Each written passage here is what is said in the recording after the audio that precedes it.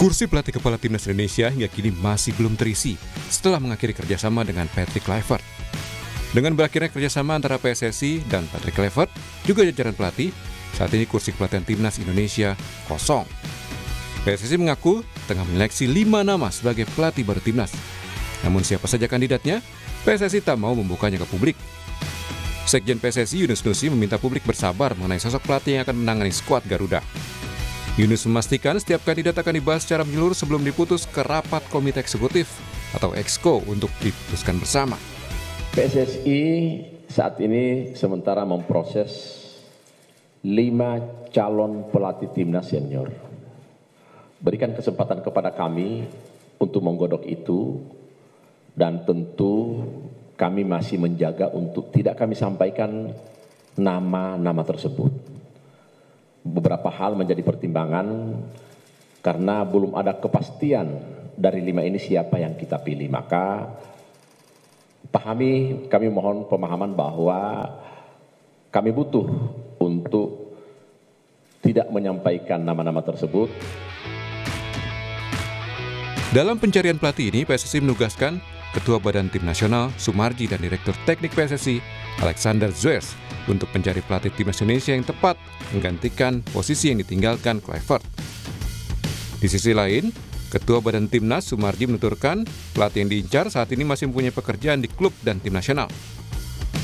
Pria yang juga menjabat sebagai manajer timnas Indonesia itu menekankan pihaknya bakal mencari pelatih terbaik.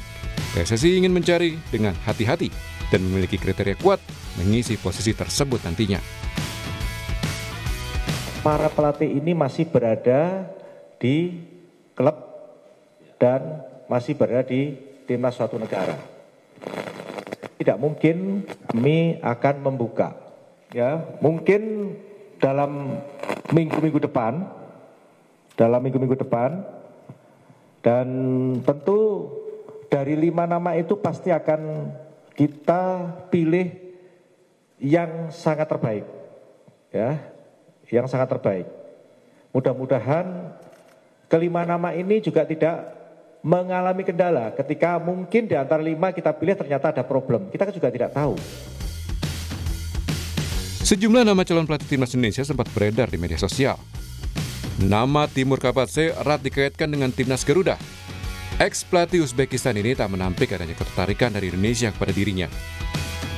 Yang juga dikabarkan tengah mempertimbangkan tawaran PSSI adalah Heimir Hallgrímsson, pelatih asal Belanda yang kini tengah menakodai timnas Irlandia. Lalu ada mantan pelatih Irak, Visus Kasas.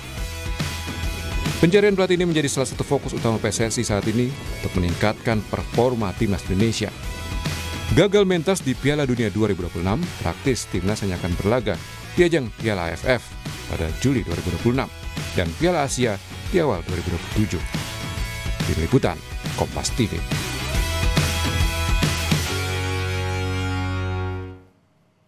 Kursi pelatih kepala timnas Indonesia hingga kini masih belum terisi setelah mengakhiri kerjasama dengan Patrick Kluivert. Kini PSSI mengaku tengah menyeleksi 5 nama sebagai pelatih baru timnas. Siapa saja kandidatnya? Akan kita bahas bersama pengamat sepak bola Muhammad Kusnaini atau yang sering disapa Bungkus. Bungkus, selamat pagi. Selamat pagi Mario. Terima kasih Bungkus sudah bergabung di Dialog Sapa Indonesia pagi hari ini. Bungkus, kemarin konferensi pers 5 nama masih dirahasiakan karena untuk menjaga privasi. Kalau dari Bungkus sebagai pengamat senior pasti sudah ada bocoran nih. Siapa aja Bungkus kalau yang bisa dibagi ke kita? Ya, yang pertama kehati-hatian PSSI dalam menentukan pelatih timnas ini sebetulnya ada hubungannya dengan kegagalan pelatih sebelumnya ya. Tentu kalau kita mengalami kegagalan kita berusaha tidak sampai terulang kegagalan itu. Dan ini sebetulnya hal yang ada baiknya gitu ya. Kita sekarang lebih berhati-hati dalam memilih pelatih baru supaya proyek untuk lolos ke Piala Dunia 2030 ini kali ini tidak lagi gagal, benar-benar berhasil dicapai.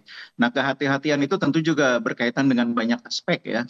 Pertama, karena ini proyeknya kan jangka panjang. Jadi kita butuh pelatih yang tidak sekedar punya nama besar gitu ya, tapi juga punya program yang bagus, punya program yang terukur, terstruktur, sehingga akhirnya nanti kita betul-betul punya timnas yang kuat, yang mampu bersaing di Piala Dunia, kualifikasi Piala Dunia 2030. Di samping tentu ada aspek lain ya, aspek kesiapan pendanaan dari PSSI sendiri, serta tentu kesediaan dari pelatih yang bersangkutan. Nah, dari 5 nama itu sebetulnya sudah mengerucut menuju kedua nama sebetulnya. Ya. Yang satu pelatih berasal dari luar, dari Eropa sana, yang kebetulan sekarang masih pegang tim. Yang satu sebetulnya dua-duanya dari Eropa pada dasarnya ya. Yang satu sudah ada di Indonesia tapi masih pegang tim di kompetisi domestik. Makanya tadi dalam konferensi pers kan disebutkan pelatih yang diincar itu salah satunya masih menangani tim. Jadi dua nama itu yang sebetulnya paling kuat mengerucut menjadi kandidat. Ya, tapi kan bungkus kan belum ada nama yang disampaikan kemarin. Berarti sudah ada bocoran-bocoran ini ya.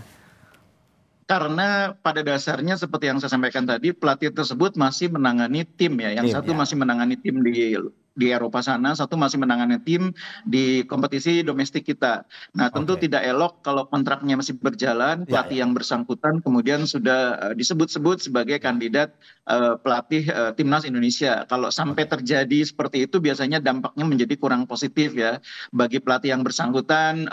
Tentu menjadi tekanan tersendiri. Kemudian kalau sampai terjadi kegagalan di klubnya, lalu dihubung-hubungkan dengan rencana menangani timnas, itu saya pikir hal yang menjadi dasar kehati-hatian dalam membuka nama pelatih yang bersangkutan. Oke, kalau yang di Indonesia ini pelatih dari Indonesia atau luar, bungkus?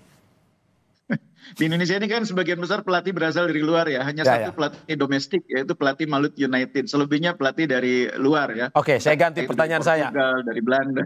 Asalnya dari Belanda atau dari mana ya, Ropan?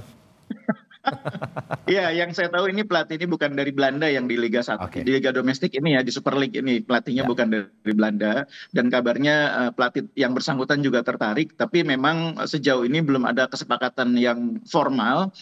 Dan ini menurut saya hal yang normal gitu ya, karena pembicaraan mengenai kontrak dengan pelatih yang bersangkutan tentu harus mendapatkan izin juga dari klub yang bersangkutan. Cuma memang kalau untuk kompetisi domestik biasanya sih lebih mudah ya, karena klub itu biasanya kalau untuk timnas itu dengan mudah memberikan dukungan ya bagi klub domestik. Mungkin masalahnya untuk kandidat yang berasal dari Eropa itu tentu akan lebih rumit prosesnya. Oke, kalau yang satu lagi yang berasal dari Eropa, pelatih yang sedang melatih klub di Eropa, apakah memang liga besar atau bagaimana, bungkus? Ternyata memang bukan liga besar ya, tapi menurut saya bukan masalah liga besar atau liga kecil. Liganya mungkin tidak terlalu besar untuk ukuran Indonesia ya. Kalau orang Indonesia kan bilang liga besar itu kan Inggris, Italia, Jerman, Spanyol. Ini bukan dari sana. Tapi menurut saya meskipun bukan menangani tim yang bisa dibilang liga besar itu ya, atau tim nasional besar gitu ya. Yang di Eropa sana kan ada juga yang menangani timnas ya, bukan timnas besar. Tapi sebetulnya yang paling penting untuk Indonesia itu pelatih yang punya kemampuan membangun timnas secara terstruktur ya, secara terkonsep. Karena kita ini kan sekarang kalau kita mau pelatih yang betul-betul grade-nya A super, itu kan juga tidak mudah. Di samping salary-nya tinggi, itu juga peringkat Indonesia ini kan menjadi problem juga. Karena kita masih di level yang cukup jauh ya, di atas 110. Pelatih-pelatih top itu biasanya maunya klub yang ada di level 20 atau 30 besar. Kita ini masih jauh sekali, 110 ke atas. Karena itu kita juga harus paham bahwa kita tidak mudah mendapatkan pelatih yang levelnya seperti itu.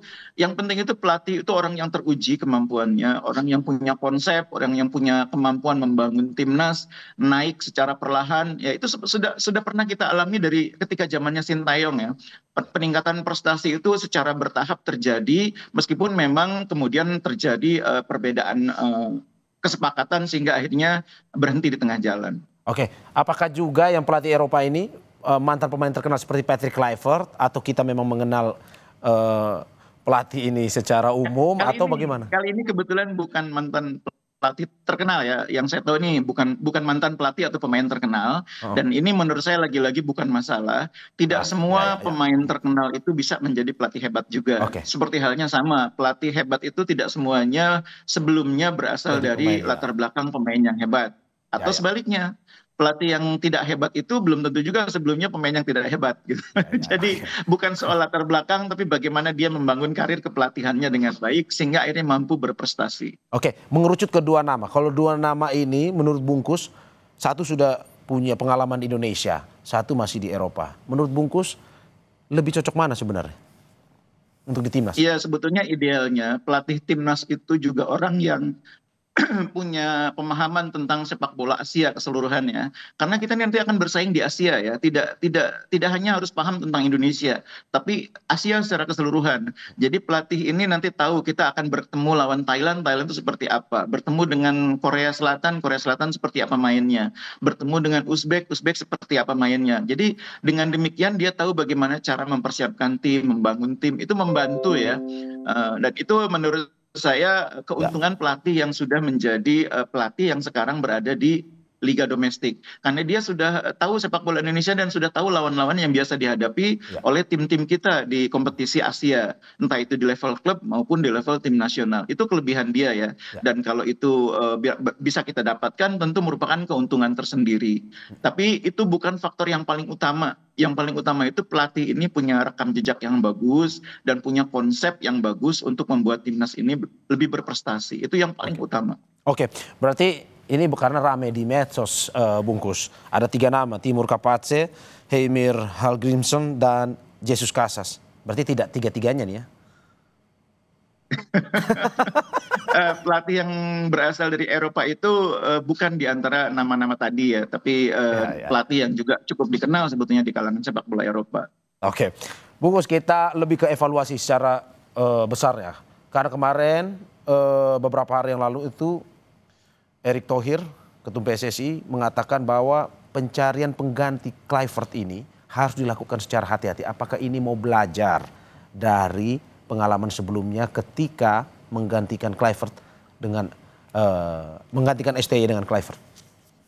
Ya itu yang saya bilang tadi di awal bahwa kita belajar dari kekeliruan ketika memilih pelatih pengganti Sintayong.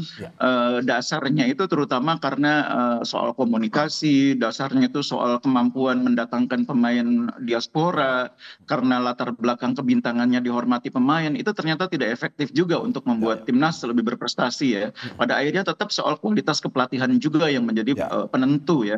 Dan itu yang membuat kita sekarang lebih hati-hati. Nah, satu hal yang juga harus dipahami oleh publik bahwa tidak hanya Indonesia yang mengalami persoalan belum punya pelatih ya. Negara lain sebesar Tiongkok pun saat ini nggak punya pelatih juga. Sesudah mereka tidak lolos ke Piala Dunia, Tiongkok juga sampai sekarang masih cari pelatih. Dan agak mirip juga sekarang pemikiran yang terjadi di Tiongkok itu. Federasi Sepak Bola Tiongkok tuh berpikir sepertinya mereka akan menggunakan pelatih domestik yang punya pemahaman tentang sepak bola domestik dan sepak bola Asia. Makanya sekarang mereka mengincar pelatih yang berasal dari kompetisi domestik. Nah, karena masih menangani tim domestik, maka akhirnya Federasi Sepak Bola Tiongkok masih menunggu nih sampai kompetisi selesai sebelum memutuskan menunjuk pelatih yang baru. Makanya kemarin di matchday FIFA bulan November, Tiongkok kan juga tidak menggelar pertandingan internasional friendly. Yaitu karena problem yang sama dengan Indonesia, belum punya pelatih definitif. Oke, terima kasih Bungkus atas apa yang disampaikan. Semoga memang memberikan masukan ya, seperti yang dibilang tadi bahwa ya harus lebih hati-hati dalam mencari pengganti pelatih Kluivert terutama. Pelatih timnas senior ini untuk perkembangan timnas kita ke depan. Terima kasih sekali lagi pengamat sepak bola Muhammad Kusneni atas apa yang disampaikan. Terima kasih Bungkus, sehat-sehat selalu.